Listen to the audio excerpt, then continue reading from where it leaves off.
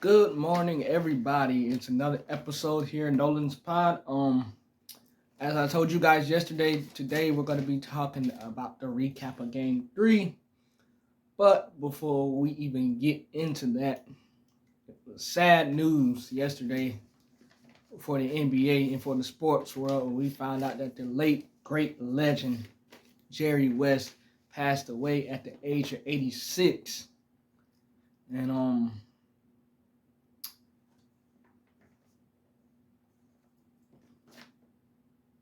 no words. No words. No words. But a lot of people that I listened to yesterday, they talked and they said that Jerry West's accomplishments, all his accomplishments, we know about all his accomplishments, but the type of person he was. He touched everybody who he talked to, and that's the most important thing. Yeah, we look at these guys' stats, and I'm going to go over all his stats and all his accomplishments. I'm going to go over all that in a minute. But the important thing in this is that we look at these guys in sports as their stats and not their legacy, what they did outside of sports, what they did in their personal life. And like I said, a lot of people that I listened to yesterday, they just said that a lot of the people that Larry Bird talked to or that he ever communicated with, he touched them in some way, shape, or form. So Larry Bird was Jerry West was a good guy. And you can't say enough great things about him. And one of the things that I took away from Jerry West is Jerry West has this quote that he recently said, and I love saying this quote. I love saying it. I literally smile every time I say it. But this was recently, he said, these young guys that come in the league or that's been in the league for a while, he said these young guys, they say they got that dog in them. And he was speaking into the mic when he said, these young guys said they got that dog in them. He said, well, you know what? When I used to play, I was a wolf. When I used to play, I was a wolf. I used to eat dogs. I was a wolf. I used to eat dogs. And that was the most funniest thing to me. Probably that's going to go down as one of the most underrated quotes of all time. These young guys say that they got that dog in them. But me, I was a wolf. I used to eat dogs.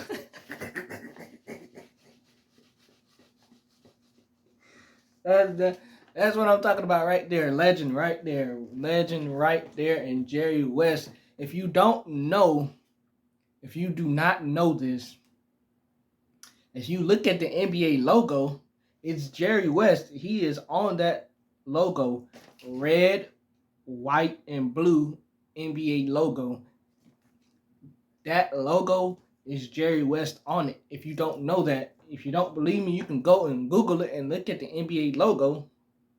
Just type in NBA logo and it's right there. And one of the things that a lot of people don't know is that Jerry West pushed for the NBA logo to get changed to Michael Jordan's Air Dunk. He was pushing for that. It never got done. It still hasn't got done. And we don't know, it probably won't ever get done out of respect to Jerry West. But he had been pushing for that. Jerry West pushed for that to get his logo changed to Michael Jordan's. He pushed for that.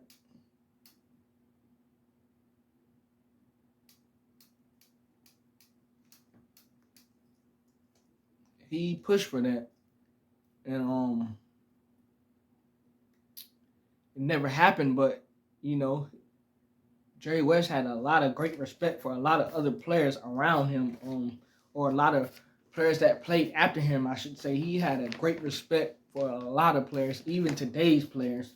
And he had a lot and a great deal of respect for Michael Jordan, rightfully so. Michael Jordan had a great deal of respect for him. Michael Jordan put out a quote yesterday about Jerry West's passing, basically saying that he will be missed, as we all have said, and that everybody was shook up about it, that we learned about the passing, but Jerry West will be missed, no question about it. No question about it. Jerry West is the NBA. He did not get the name Mr. Clutch for no reason. He was one of the most clutchest players ever in NBA history. No question about it. You can't even argue it. If you argue it, you're crazy.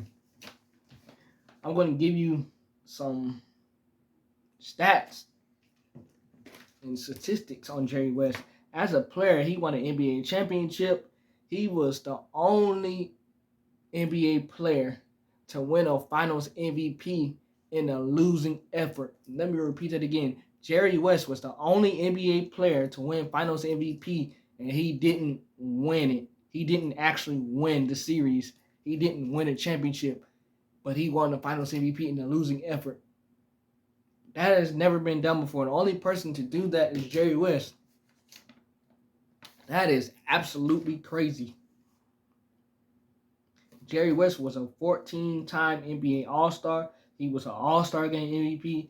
He was a 10-time All-NBA First Team. He was a 2-time All-NBA Second Team. He was a four-time Defensive First Team. All-Defensive Second Team 1 time. He was an NBA scoring champion. He was an NBA assist leader, and he was on the NBA's top 35th team, top 35th team, top 50th team, and just most recently, he was on the NBA top 75th team. He was a 2-time first-team All-American. He was a 3rd-team All-American. His jersey is retired by the Lakers. His jersey is also retired by West Virginia, the college that he played in.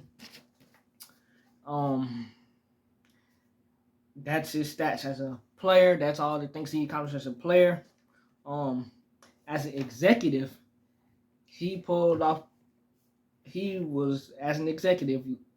Jerry West, he was a huge part and a huge reason of why I won't say we as in me, but why the Showtime Lakers in the 80s, he was the reason why those teams were Showtime, because he put that roster together.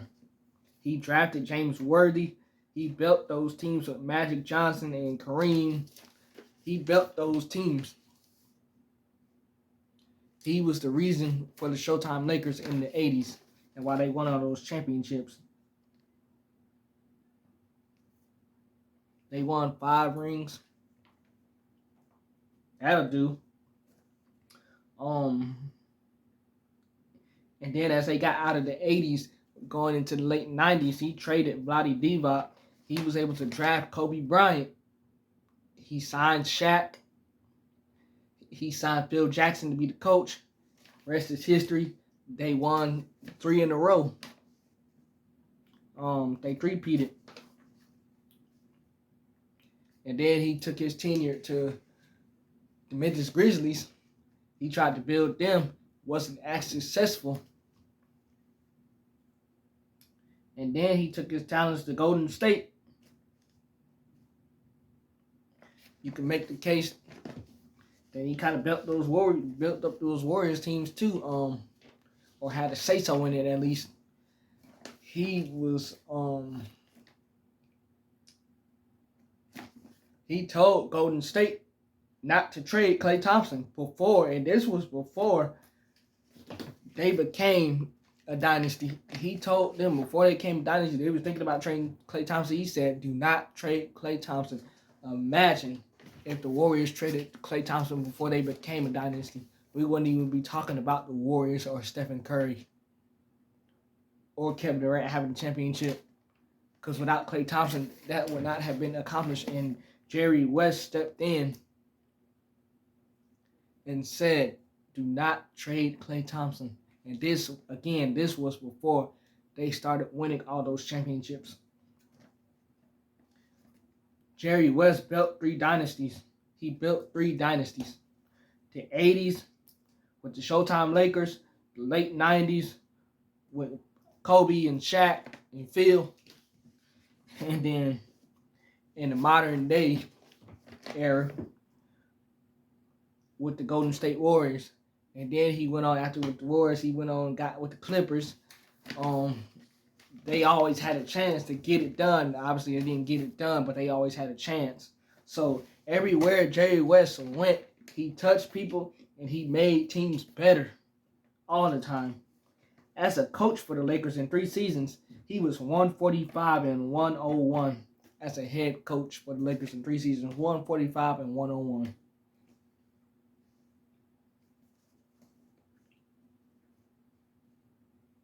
He was an 8-time champion as an executive. He, like I said, he won those in the 80s, the 90s, 2000. He was with the Lakers. He won one. And they three-peated. 2015, 2017, he was with the Warriors when they won those championships.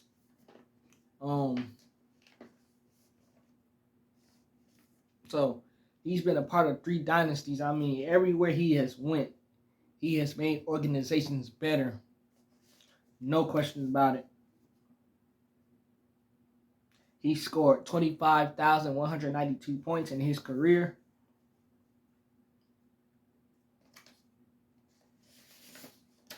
And despite all that, all his accomplishments, from what I heard, Jerry West was a great person, was a great human being. He touched a lot of people's hearts. He touched a lot of people personally. And being that he was so famous and so historic and just a legend, it was like he was a normal person. Like, you wouldn't even think that he was famous. He was like how he carried, how he always carried himself, how people say he carried himself. You wouldn't even think that he was famous. It's just like he was another person, just like me or anybody else. Like, he was a normal person. That says a lot. That says a lot about Jerry West's character and how he was as a person. It was just like he was just a normal person from what I hear. And I like that. So Jerry West will be missed. No question about it. He will always be the NBA logo. No question about it. And he will be remembered.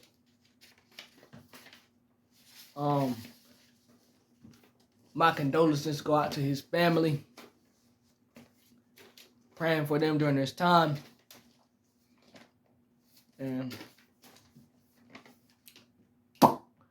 But the thing about this is, you have a huge loss like this, and it's sad, but you have to always remember the good times and the good things that come, the good things that happen, and not dwell on the sad things. That's what's more important. Think about all the good times, don't dwell on the bad times, and everything's going to take care of itself. But R.I.P. and rest in peace to the legend, Jerry West. On to more positive news. Told you guys we were going to do Game 3. So, we still going to do Game 3. Let's get it. The Boston Celtics take the series to Dallas to play the Dallas Mavericks in Game 3 of the NBA Finals. We thought that Dallas was going to come out spirited and play their best game of the series, and they did come out spirited. Did they play their best game of the series? No, they did not. But they did come out and hit the Boston Celtics with an early run, as we expected. Joe Mazzulla had to burn an early timeout, and then from there on, it was game on. The Boston got their you-know-what together, and it was game on. And Boston, they played, and they did what they needed to do. Al Horford, 8 points, 5 rebounds, 3 for 6 from the field, 2 for 5 from long range. Drew Holiday, 9 points, 4 rebounds, 5 assists. Derek White, 16 points, 4 assists, 5 rebounds, 4 from 9 from long range. Xavier Tillman, who's not going to get talked about, he was forced into action because Kristaps Porzingis was not able to go with his injury.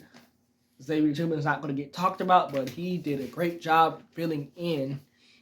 He had to guard Luka some, and he actually held his own.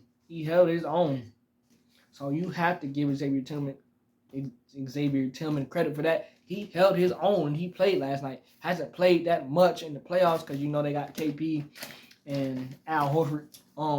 So shout out to Xavier Tillman for stepping in and being a huge part of the game last night. Sam Hauser, 9 points on 3 for 4 shooting from long range. We expected out of Sam. Jason Tatum finally had his best game of the series. 31 points, 6 rebounds, 5 assists, 11 for 26 from the field, and 4 for 13 from long range. Jaylen Brown, 30 points, 8 rebounds, 8 assists, 12 from 22 from the field, and 2 from 9 from long range. Boston hit 17 threes as a team. They were 17 for 46. That's 37%. They were 13 of 14 from the free throw line. They had 26 team assists. They shared the ball. The ball was moving, crisp, extra passes, getting a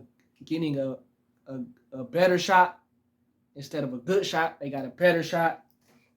They had 12 fast break points. They had a 21-point lead in this game. Dallas went on a run as Boston started slacking. Of course, when you have a big lead, teams' tendencies, of course, they kind of slack a little bit and they don't play as well as they were playing when they had the big lead. So Boston started slacking a little bit and taking bad shots and just not playing how the way they're capable of playing.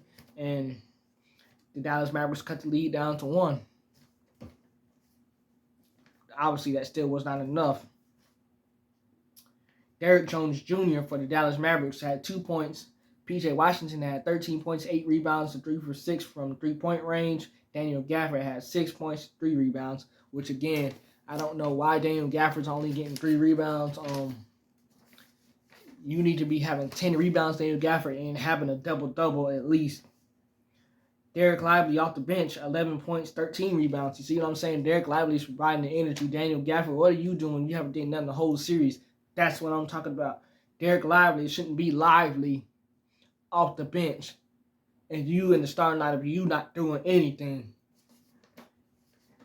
Josh Green only had 3 points. He came off the bench. Tim Hardaway Jr., we have been pleading for Jason Kidd to play Tim Hardaway Jr., being that he's a defensive liability, but we know that THJ can fill it up when he sees one go in the basket. Well, he was 0 for 5 from the field last night and 0 for 3 from long range, and he didn't have a point. Jaden Hardy didn't have a point either. As I said, I expected the Dallas Mavericks role players to play better.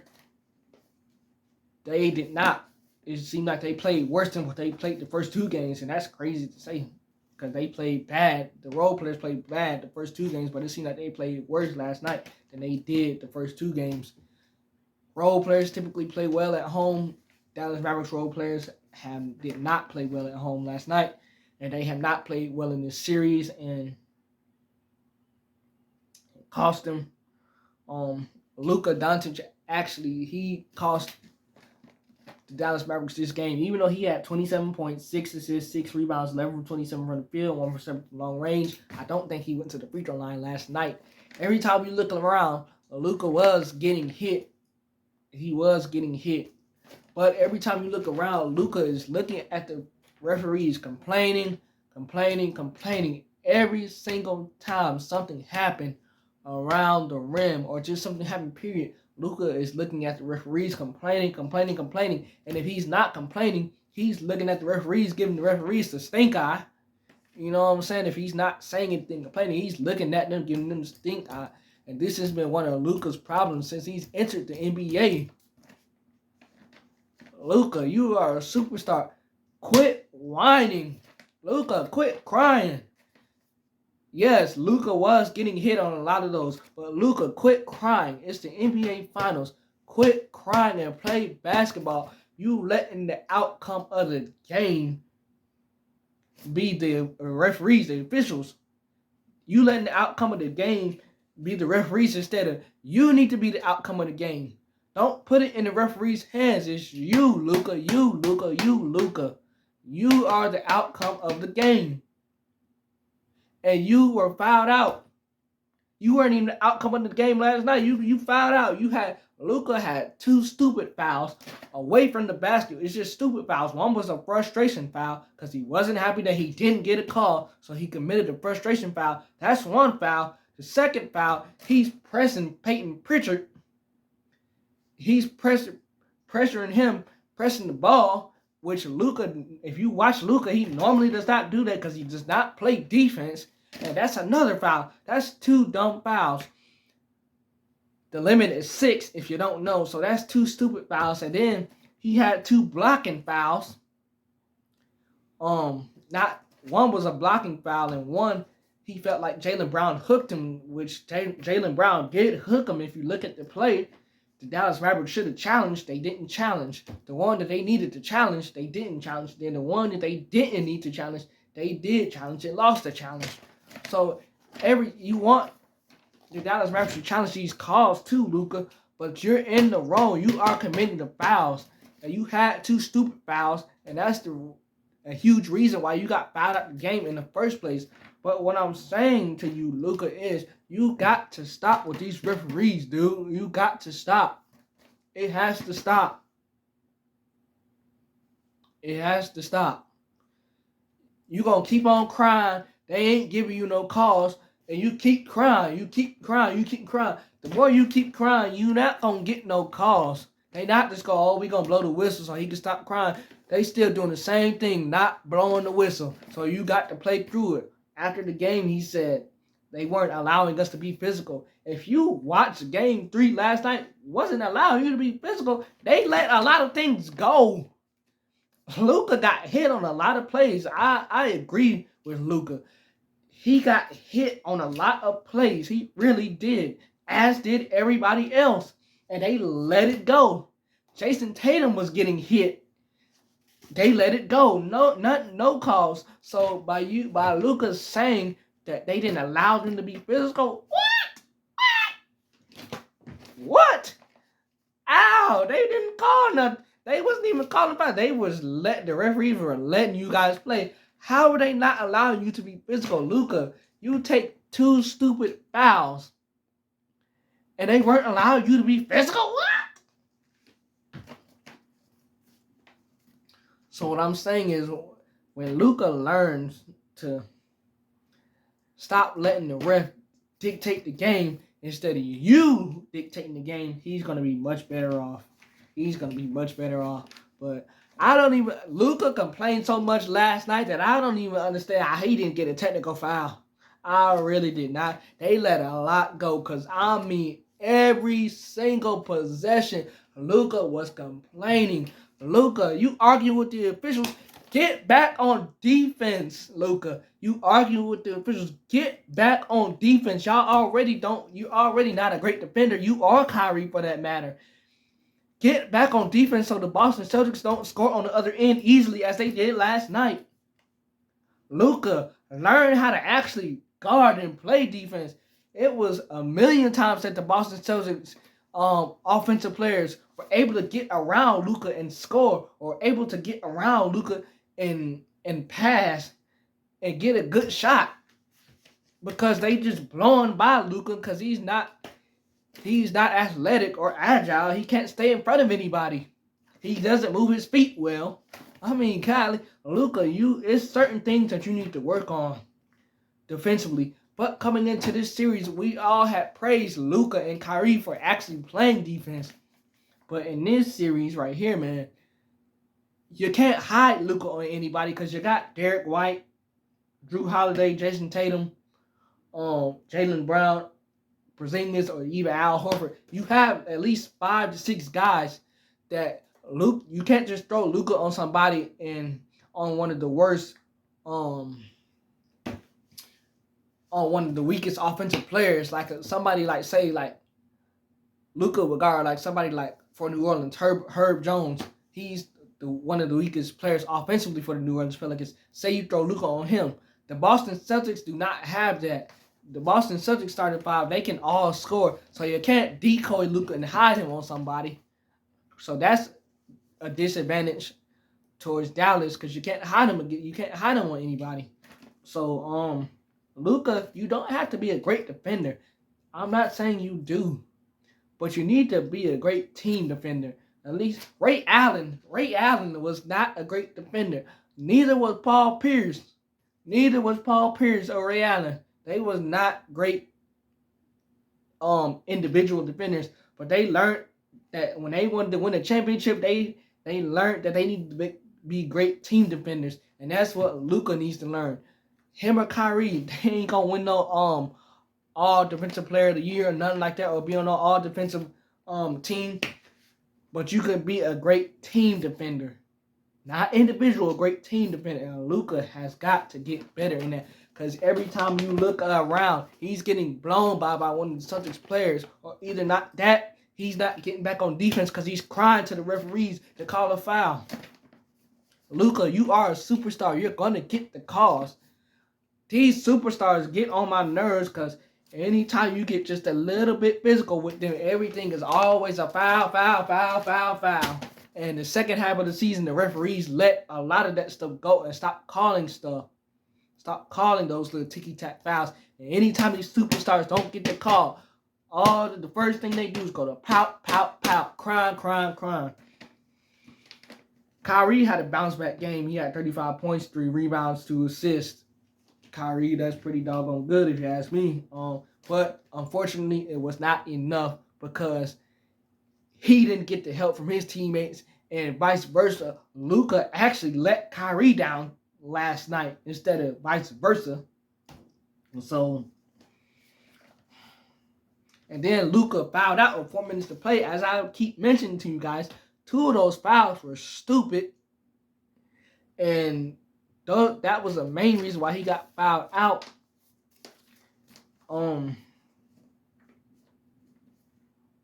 But all the blame in this series is not to go against Luka. It's not to go against Luka. The Dallas Mavericks role players have not helped. They have not helped Luka or Kyrie in this series. And that's one thing. The role players have been god-awful too. The first 2 games of this series, Kyrie was non-existent until last night, until he had his best game of the series with 35 points.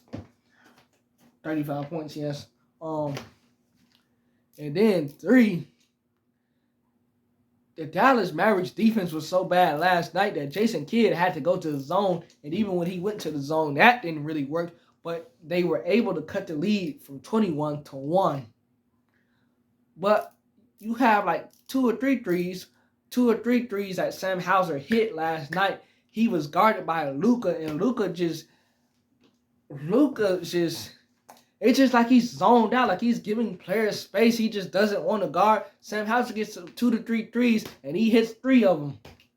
And Luka is this guy. That's who Luka's on. I'm like, Luka, check your man. What the heck are you even doing?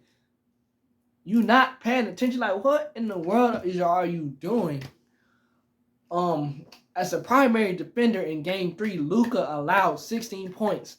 As a primary defender, he allowed 16 points. On 6 for 15 shooting. Dallas was 4 for 12 from 3. Boston was 4 for 12 from 3 when Luka was guarding one of their offensive players. Dallas was 4 for 12 for 3. Luka allowed 16 points when he was the primary defender. That is not good. And then you got one play, he's guarding Sam Hauser. Luka has his head turned the whole other way. And it's like, you need to be paying attention to Sam Hauser because he's a sharp shooter. If you leave him open, you better hope and pray and get on your knees that he don't make the shot. So, the blame is not Luka. It really is not Luka. Part of it is Luka, but the other part of it, Kyrie didn't show up the first 2 games. The role players have been god-awful. Kristaps Porzingis did not play, but the Dallas Mavericks were able to get points in the paint. They got 52 points in the paint. That was their most points in the paint in this series, and that was being because Kristaps Porzingis didn't play, and Al Horford is not a true shot blocker. They shot 9 for 25 for 3. That's 36%. That's not really good. They only had 15 team assists. They shot better for the line, 14 and 16. The score was 106-99.